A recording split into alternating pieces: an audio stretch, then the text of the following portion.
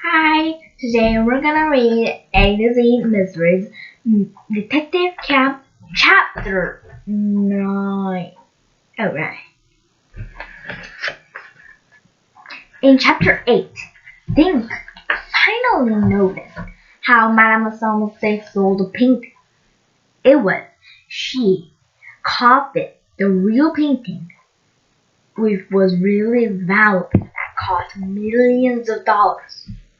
And hid the real ones in a trunk and tried to sell it in real expensive money. Then she would be rich. That was Mademoiselle Misaye's plan. Let's read Chapter 9. The kids watched the Detective Rob pull out a cell phone as he walked away. This is creepy, Josh said. Should we go back to the cabin? We eat lunch in 15 minutes, Dink said. We might as well wait here.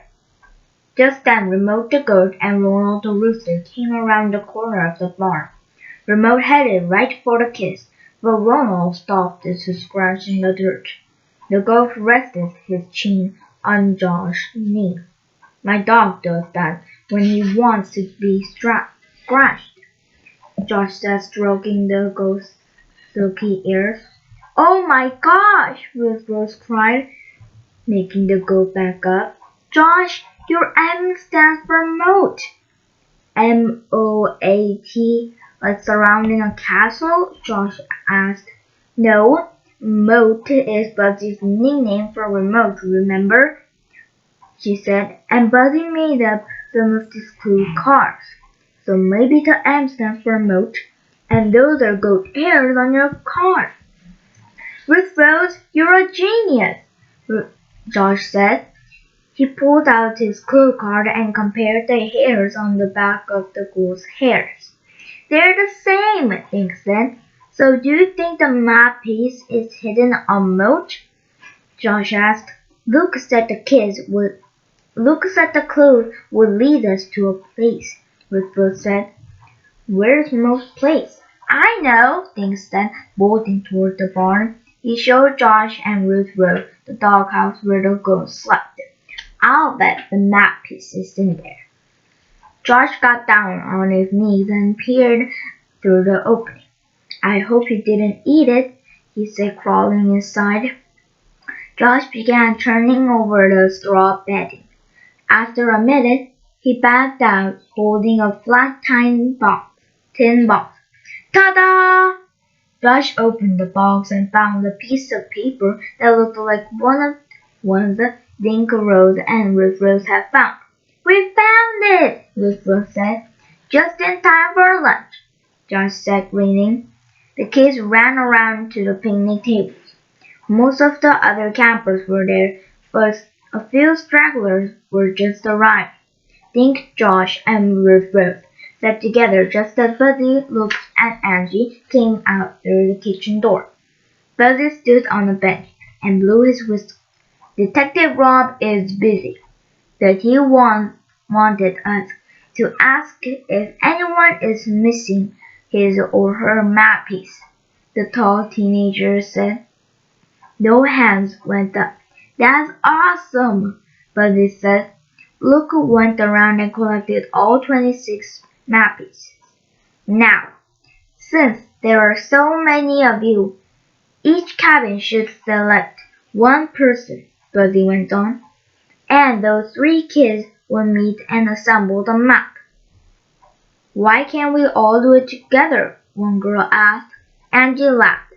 Have you ever tried to put a jigsaw puzzle together with 25 other kids helping? That's 260 fingers all together. Everyone laughed. Can they put the map together right now? Duke asked. Sure, Luke said. All 3 you shoot. Sure, Luke said. The 3 you choose can work on it while we eat lunch.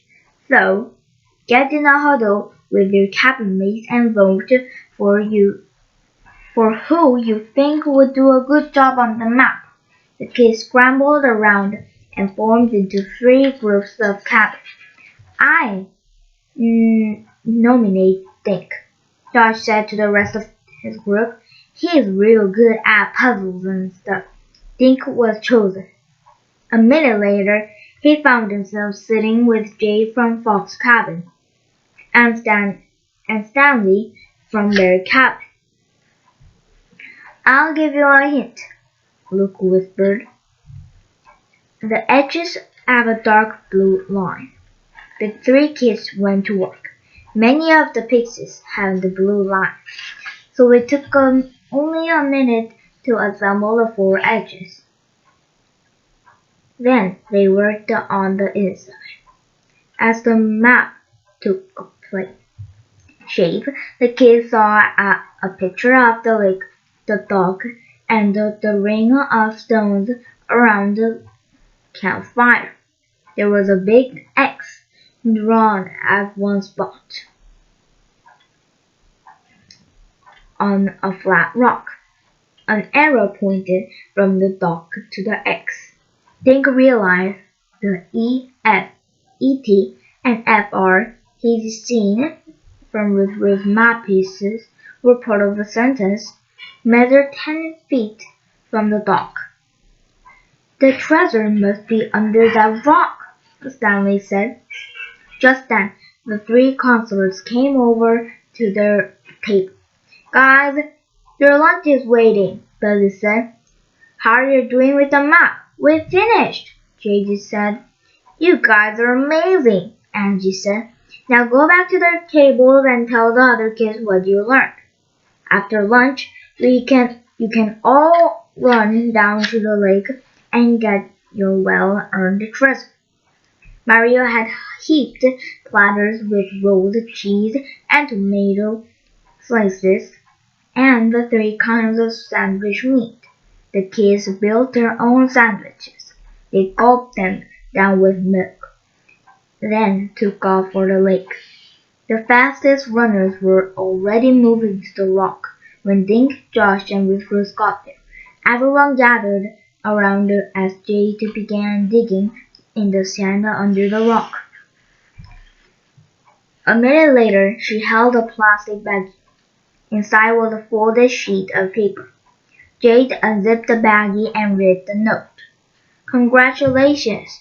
Your treasure is a lobster feed tonight. Come here at 5 o'clock and wear your bathing suits.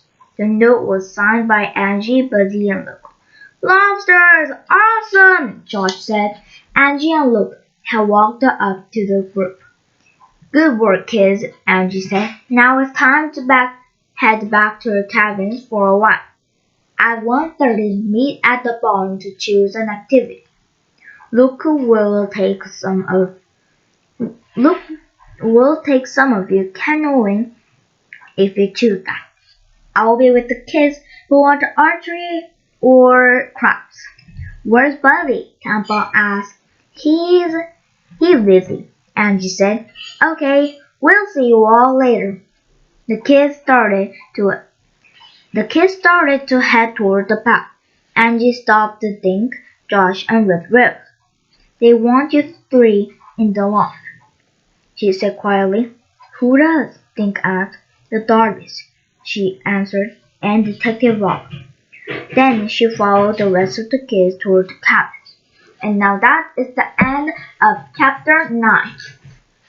Maybe the Darbies and Detective Rob wanted Dink, Josh, and Riv to come because they were their guests that Madame would say stole the paintings was wrong, or maybe they were right, so they were trying to encourage and please them.